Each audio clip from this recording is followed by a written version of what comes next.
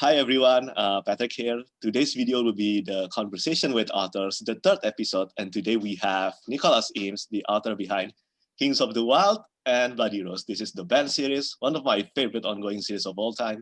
I've been talking to Nick for almost 4 years now, and this is actually the first time we talk together through video call.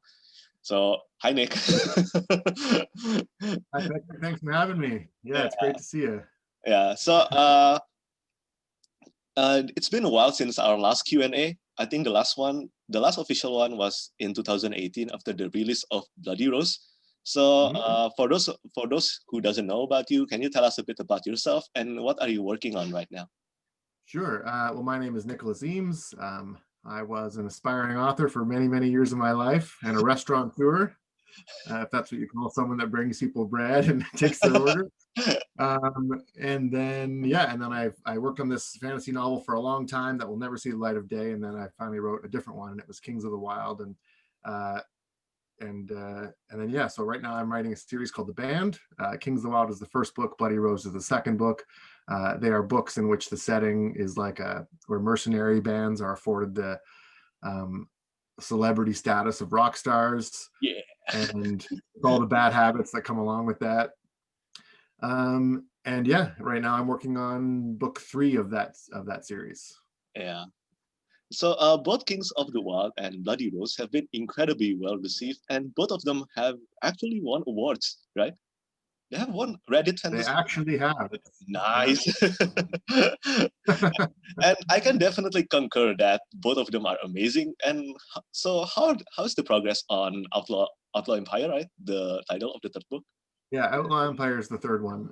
The progress is pretty abysmal. I've written, and I think I maybe mentioned this to you before, but I've written so many openings to it, trying to nail down one that feels right, and just every time I think I've got one, I'm like, oh, this doesn't work, or this doesn't work, I'll try it this way instead. So I've got kind of the whole story in my head. It's just a matter of how to get it beginning and kind of rolling that way. So yeah, still relatively early on in the progress of that one.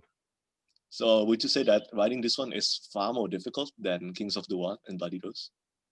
Yeah, for some reason, I don't know why. I mean, Kings of the Wild was definitely the easiest, just because at the time, I mean, I wrote it.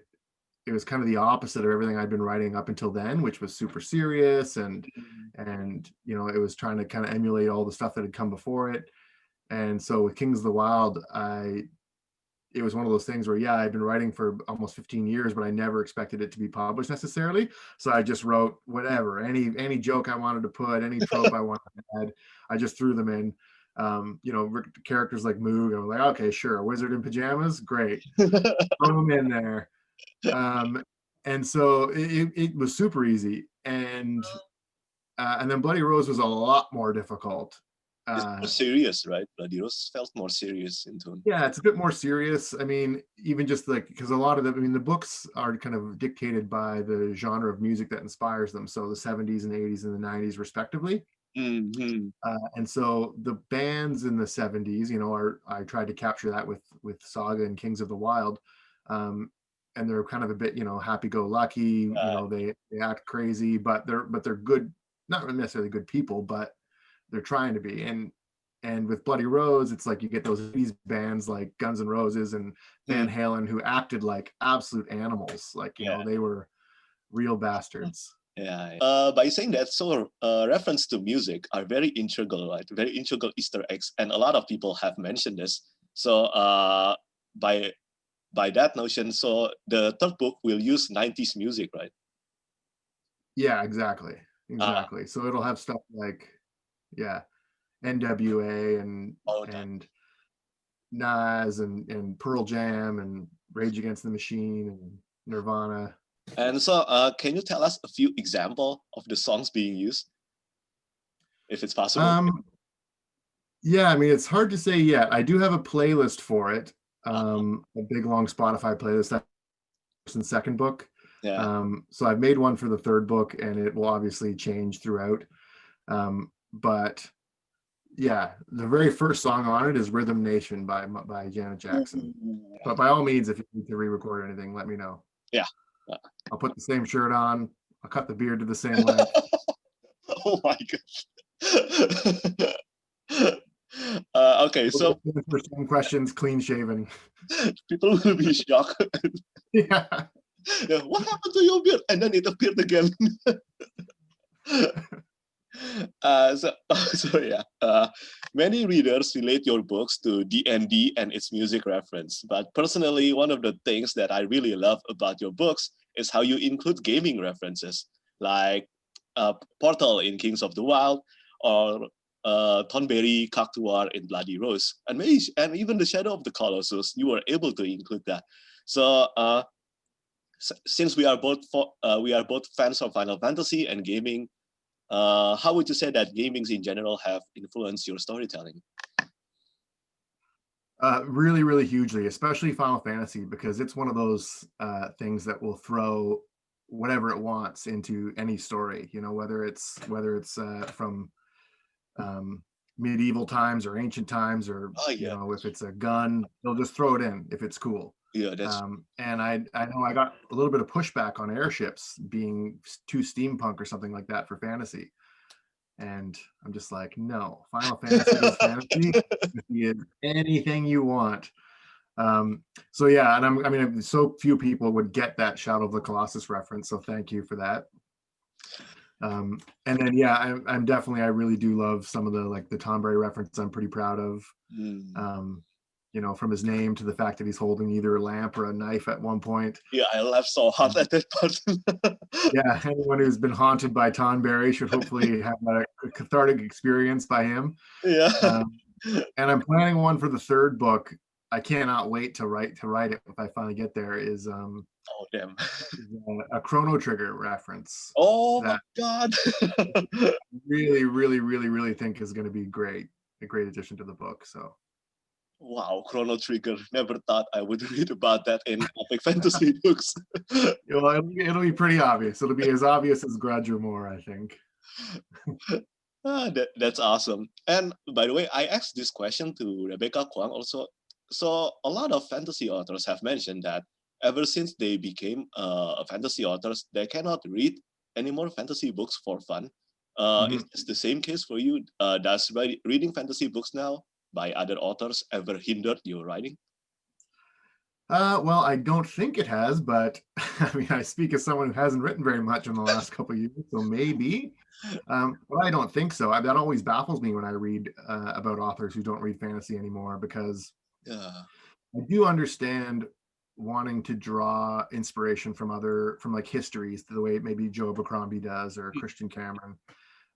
But I don't know. I like to just keep abreast on what the rest of the fantasy genre is doing and what you're able to push. Like when I read a book, like I may get bogged down writing my book thinking, oh, I can't be this, like this speech is too modern or this phrase is too colloquial. And then I read something like Gideon the Ninth and think, I can do anything. Like this is great. And it's fun when a character like uses the words like cool, you know, and it's so hard I did use it and get away with it in Kings of the Wild, but it's you get it in your head where you're just like, oh, if I use this word, someone's gonna hate it. Yeah. I think reading modern books and seeing how some of them, you know, flex the boundaries of the English language and what's been accepted before, it really, really helps for me at least. I see. Yeah. Oh, by the way, And I just love them. yeah. And by the way, I remember that Guy Gavrilke is your favorite authors, right? And but True. somehow your books are so different than what he writes. Yeah, I mean, the one I tried to write for 16 years before this was very, maybe a little bit less, was very similar to that. It tried to be Guy Gavrilke, failed because I'm not as eloquent.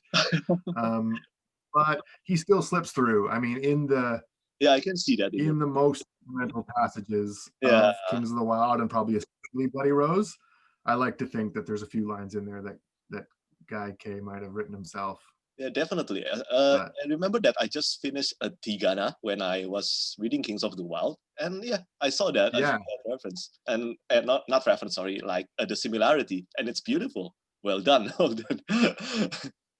Yeah, that makes me happy. I mean, there's definitely some things of his ways that he writes a certain paragraph that I once in a while try to emulate or borrow. like say the beginning of Kings of the Wild where Clay is talking about his wife, and there's a trio of sentences where it's like his wife, his, horrifying, like chilling, blah, blah, blah, blah, wife, did this. And then his wife is this wife. And then the final one is his wife. And it's like all these really wonderful, beautiful qualities about her. And that to me is, kind of a playful, something that Guy Gabriel Kay would be able to pull off really well. Yeah, and I'm still a bit pissed at you because in that early part of Kings of the Wild, you almost made me cry. I don't like that, and it's kind of shocking to me because you said that back then when I asked you, you don't have any kids yet, but the conversation was so well done. It was amazing. The one that Clay was talking with his kids. Yeah, I appreciate that. I mean, ultimately, looking back, I think I wrote Tally a little bit younger than she is. But yeah, like I said, I didn't have kids. I didn't have a niece and nephew. I do now. So maybe I do better a job at that now. But yeah, I mean, that beginning, I wrote it, and it never, in all the edits that I did to Kings of the Wild, and I did a lot of edits to it, added 50,000 words and things like that, those first 3 chapters were never ever touched, except for to change maybe a word around here and there. But I remember that you said that Last Leaf, right? Last Leaf was added at the right last minute. Yeah, like the book was bought by Orbit. They liked it. It was done. Insane. That was insane. To me too, because I mean, even adding him in and making it seem like he was supposed to be there the entire time was quite a project. Yeah. But the fact that his actions and what he does in that book is what in the entirety of book 2 is about, and what it leads to the plot of book 3 as well. So without him, I wouldn't have the story of book 2 and 3. So it's incredible. It really worked out. Yeah. So next to the next question. So you, as an author, you have been sent a lot of books to read and review, probably more than you expected. And is there any books within this year that we should anticipate? Yeah, there's a lot. I mean, there's I think only one of them that I've already read that I'm looking really forward to. Which one? I'll save that one for last. There's a book they asked me to blurb a while ago, and I didn't have time, but I really hope they send it to me, called The Unbroken. But that's published. Yeah, I don't know if it's published by Orbit. C.L. Clark, I believe, is the author to that one, and I just love the cover of it. It looks so much like this artist and an author named Brahm, who I love his art. I've read his books, and it's kind of like a North African inspired fantasy, and I'm kind of a fan of all things like ancient Carthage and things like that, so it looks so good. I think I asked for a paper copy of it back in the day, and I really hope they send it to me. I'd love to read it. If you're watching this, Orbit, they haven't sent it to you. No, I think they've slowed down. Because I have had to stop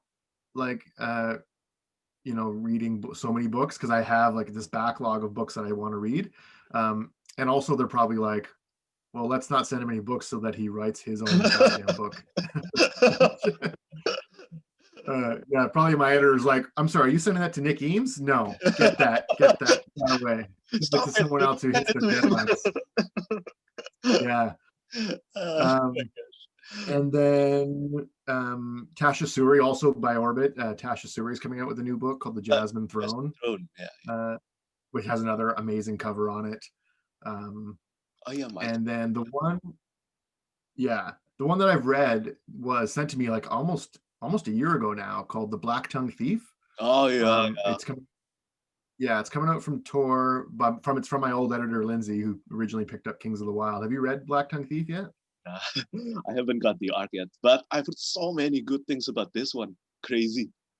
Yeah, it's by a guy called Christopher Buhlman, who this is his first fantasy book, but he writes, I guess, horror books or something like that. And I remember reading it, and I was just 2 pages in, and I'm like, this is unbelievable. I put it down because I didn't have time to read it at the moment, but I just kept thinking about it. And then finally, when I started reading it, every single page, I would interrupt my girlfriend, whatever she was doing. I'm like, oh, you got to hear this line. Listen to this sentence. So whether it was whether it was funny or whether it was super vulgar sometimes, or whether it was just absolutely like poetic or chilling, every page had something incredible on it. And it's been so long since I read a book like that. Wow. And so, yeah, it's really good. It's really kind of tongue in cheek. It's really like, I see why someone who liked Kings of the Wild would like it. But at the same time, I mean, it deals with these things. These people fought in a thing called the Goblin Wars. Okay. And instead of being just like, oh, we fought goblins like those little bastards, it makes it seem as if it was the most harrowing, terrifying thing that ever happened. And any veteran of the Goblin Wars comes back with like missing fingers and missing limbs, and they're scarred mentally inside.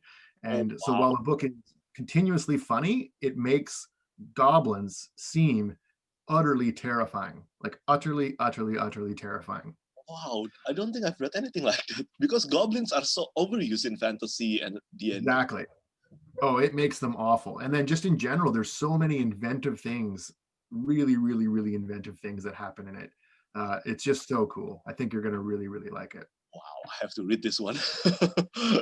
Yeah, I think it's I think it's great. I really hope it does. I mean, anyone who I've known who's read it just absolutely loves it. So hopefully, Yeah, it even has Robin Hobb, Glenn Cook, and so many more authors praising it too. yeah, Amazing. So yeah, I it's will great. definitely be reading that one. Yeah.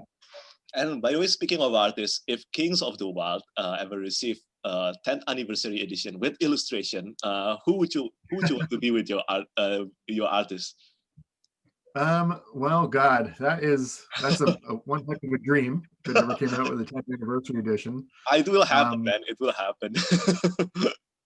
I would love that. I would really love that, just because there's been so much fan art done of it, for Yeah, which I'm so lucky to have received. crazy. And it'd be so cool if that some of that could be in the book. Mm-hmm.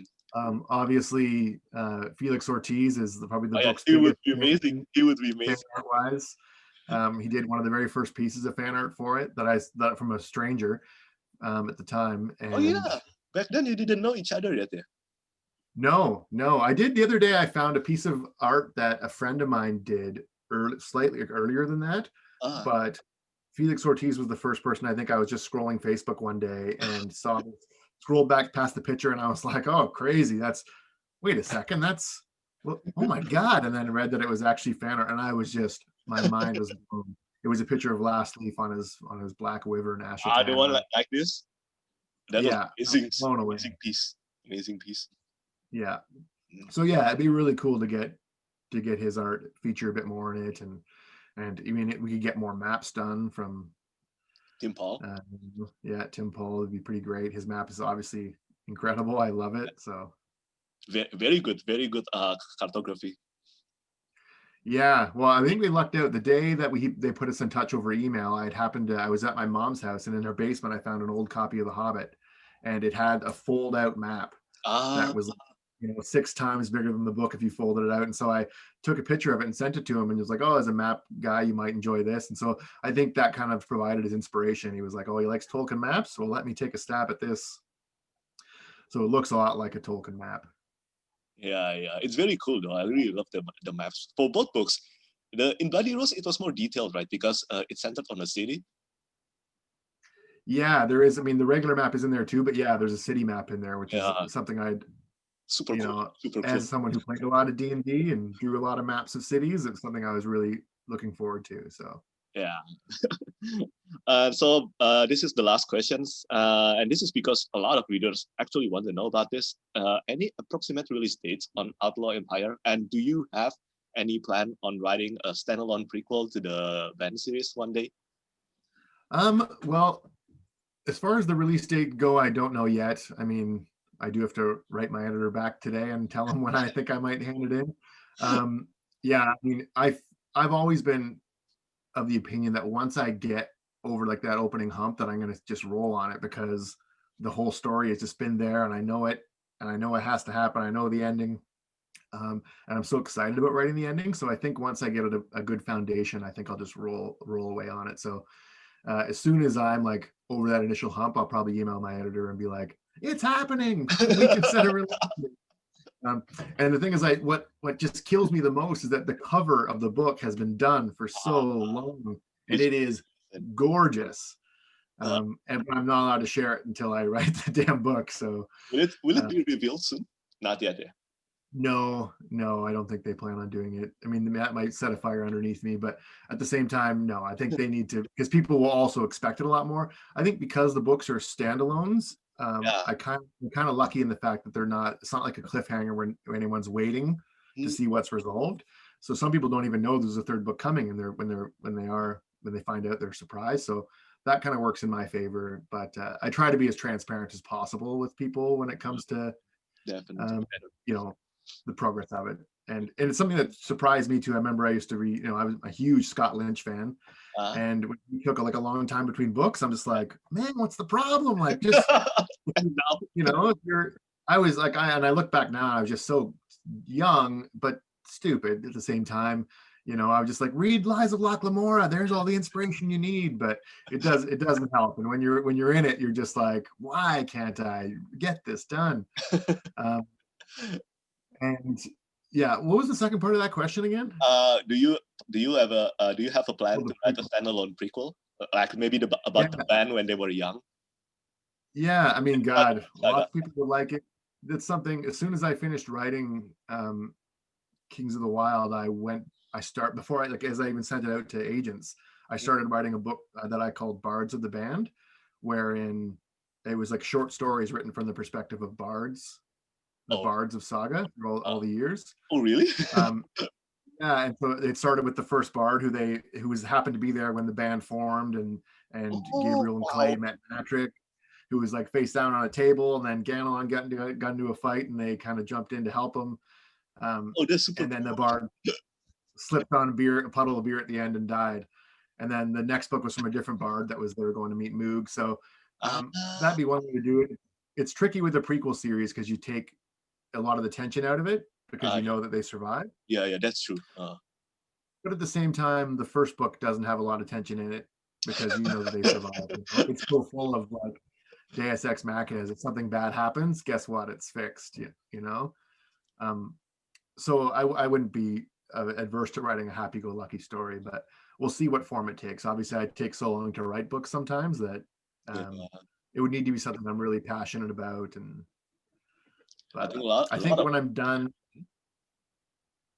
when I'm done this, I think I'm going to write something different just to, I've got lots of other ideas. Steampunk. Steampunk. God, I would love to write a steampunk. It's so funny that steampunk just like seems to go nowhere. I think if you just don't call it steampunk and make it steampunk, then you're fine. Like Josiah Bancroft's books are very steampunk-y. But they're called fantasy and they do great. So yeah. I wonder why that happens. I don't know either, because it's a very cool like era. Airships and guns and all that kind of stuff. So even Kings of the Wild is kind of steampunkish at some level. Totally. Like the airship. Yeah. I mean, originally when I wrote those airships, they were like, they didn't have any reason why they flew. They were just all over the place. They had kind of like engines. Like Sabbatha's airship the way I wrote it was like a B-52 bomber. So it had like that faceted front window like the Millennium Falcon, and it like belched black smoke. It had propellers, everything. And so all the airships were really different. And then when I was revising the book, some of the first people that took a look at it wanted like a concrete reason why the airships worked. So that's when I had to go back and write the title engines, and I made them all a little bit more in line with each other. That's super cool.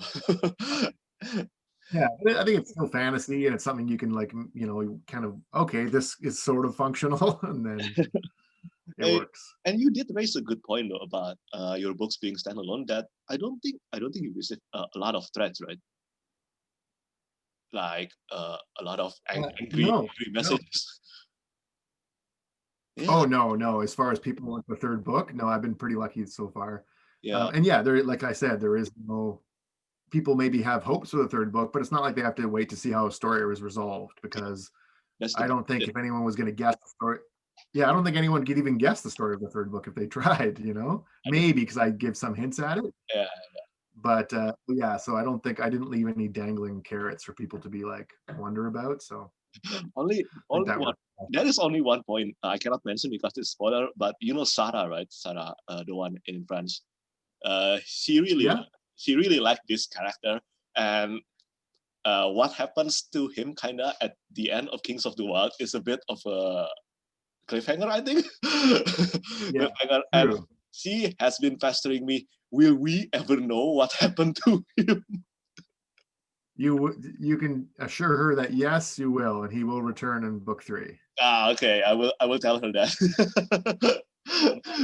Yeah. She's been so upset about it. She loved that character so much, so much.